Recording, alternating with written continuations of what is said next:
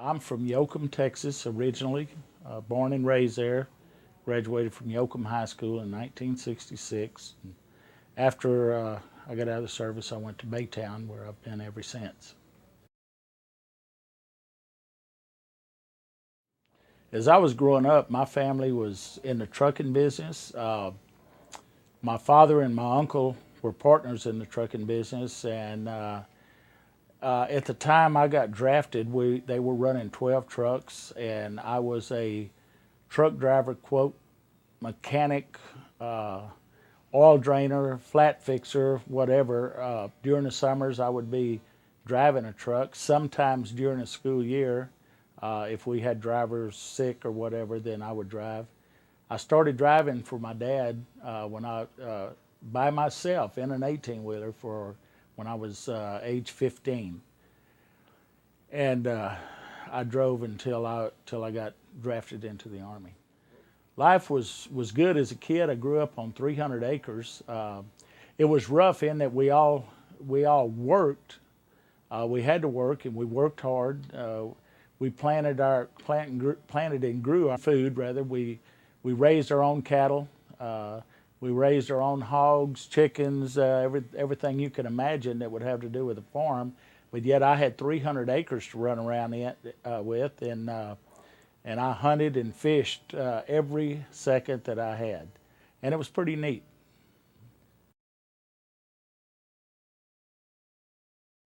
When I got drafted, I was driving a truck, and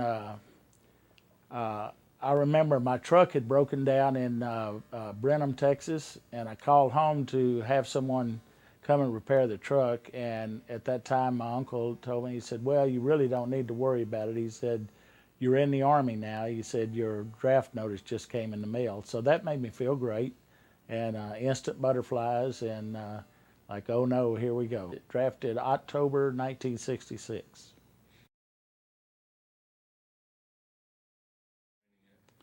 I took basic training in Fort Hood, Texas. A very unlikely place to take basic training if you know you're going to Vietnam, but that's where we took it. Our training in Fort Hood was pretty unique. They knew that we were going to Vietnam the minute we got to Fort Hood. They never said that to us at first, but they trained us hard. We were in pretty good shape by the time we got out of basic training. I can honestly say that it was a lot different than what I understand that the Army or the Marines or other branches of service are like now.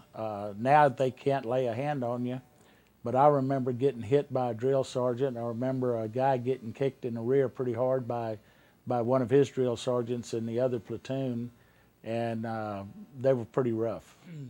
In basic training, there was a few standout moments that I guess I'll never forget. But there's always something, some good and some bad in every situation. And I remember we had a guy named Jack Hutton that was really overweight. He was a big red-headed guy from Schenectady, New York. He was way overweight, and in order to get to eat, you had to do 10 pull-ups or 20 push-ups, or you didn't eat. And I remember it seems like Jack went about 3 or 4 weeks without eating because he couldn't do one of any of them. And finally, after missing so many meals, they had let him come in and eat. And finally, he got where he could do 1 or 2 of each one of the exercises. And pretty soon he could do 5 or 6, and by the time basic was over, he had lost down to about 180 pounds from about 300. He felt great, looked great, and was really proud of himself, and we were all proud of him. And that's one of the things that I remember that really meant a lot to us, and we hurt for him because we knew that he had really suffered, because I've seen him be so hungry he would cry. Now, they can't do that to you in these days, but they did it to us then. They wanted us in shape. They knew we were going to war, and had a guy named Walraven from I think it was Marietta, Georgia. It was in Georgia, and he was a good kid, and Corporal McDormand loved to mess with him, and he just loved the way Walraven sound. because the guys from Georgia and Texas all had kind of a draw, and Corporal McDermott would say, "Wall Raven." He'd say, "Here, Corporal." And a couple of seconds later, he'd say, "Wall Raven." "Here, Corporal." "Wall Raven." "Here, Corporal." And he did it so often that when you came into the barracks at night, if he was asleep, you could go, "Wall Raven." And in his sound asleep, he would go, "Here, Corporal." And so everybody took advantage of that, and the poor guy, everybody would do that all night long. If they were on fire watch, they'd go, when they'd change watches with another fire watch, before they started their shift, they'd go, "Wall Raven." "Here, Corporal." And it was pretty funny. In basic, they guaranteed us 4 hours of sleep out of 24. But what they didn't tell us is they could give it to us in 30-minute increments. And a lot of times that's just what they did. They would wake us up 30 minutes and have a surprise inspection, or they would make us take our foot lockers out in the street.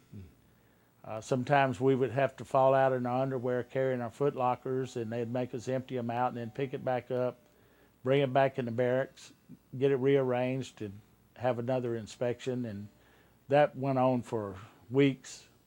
And it got to where we were just kind of numb from exhaustion and so forth. But there came a certain point where they started building us back up. So it was pretty interesting, pretty tough. I went to A Company, 1st of the 6th, after AIT. I took basic in C Company, 1st of the 46th, stayed with them through AIT, Advanced Individual Training, and we formed 1st of the 6th Infantry, which became one of the battalions in the 198th Infantry Brigade, which was formed in Fort Hood for the purpose of going to Vietnam.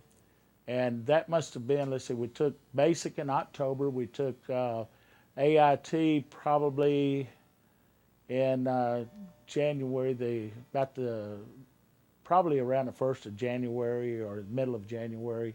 And then sometimes March, I think, we went over to the 1st of the 6th and formed the Gunfighters. We developed a pretty unique bond with each other when we were in training. We spent a lot of time with each other. We were in the field working 5 days a week, running, playing Army games, doing mock attacks and so forth. And you become real close whenever you live in a foxhole with somebody 5 days a week, week in and week out.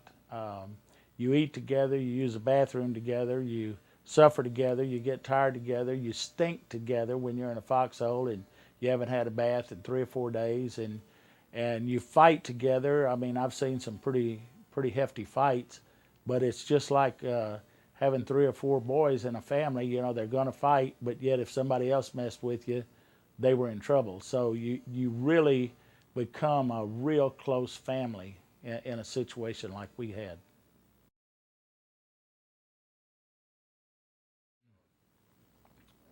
When we found out that we were going to Vietnam, it was not really a shock and not really a surprise, but yet you're never ready to hear that you're fixing to be deployed to a war zone.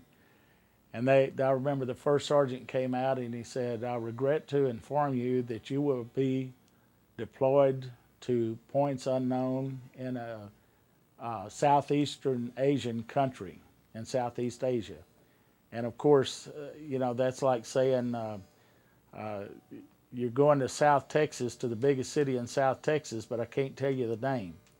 And we knew where we were going, even though he didn't tell us exactly. We only prayed we were going to Korea, but we knew better. So it was quite a shock. Most of us accepted it. Most of us, when we got drafted, knew that we were headed for Vietnam.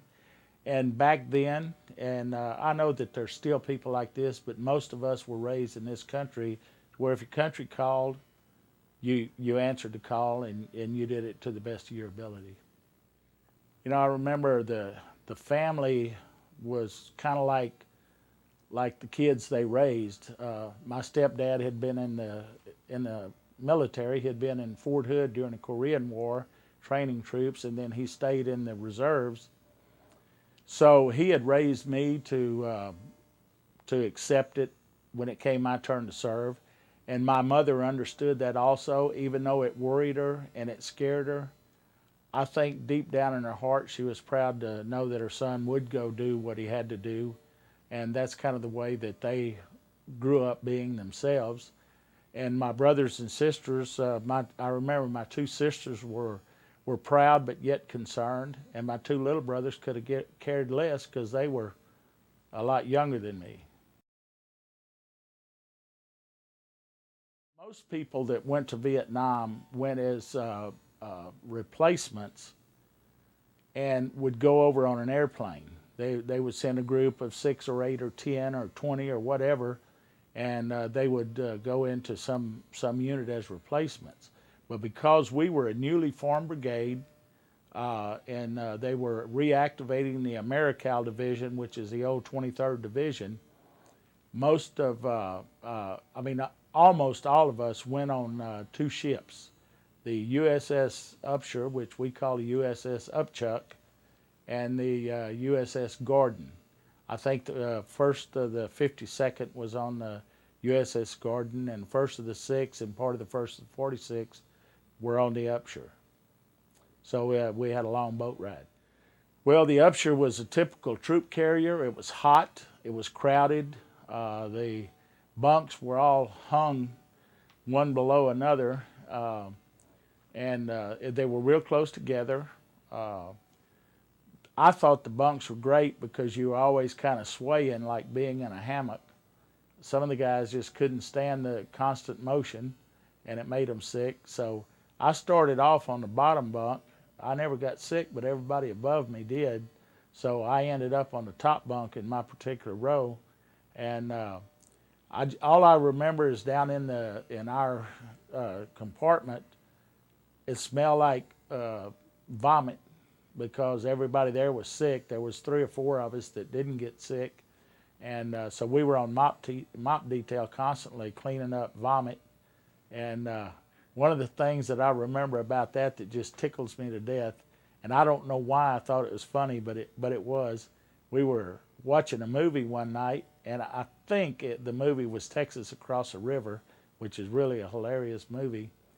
And we were sitting in this room. It was real crowded, and we would sit on the floor, spread our legs, and then another guy would sit between our legs, and then another one between his legs. And right out in the middle of this large group of guys, somebody threw up. And it was a chain reaction. And pretty soon everybody was slipping and sliding in the vomit, and they were just falling all over each other, and people trying to get up, and everybody throwing up. And I was kind of on the outer edges, and it just was the funniest thing I had ever seen. And I really enjoyed it.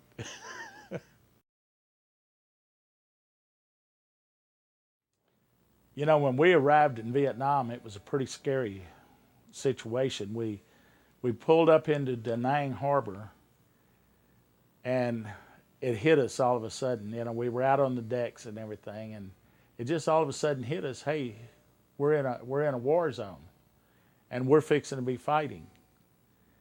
And it was a pretty lonesome. I had just gotten married before I went over there, and all of a sudden I was sick to my stomach because I was scared, lonesome, homesick, in love, and in the wrong place.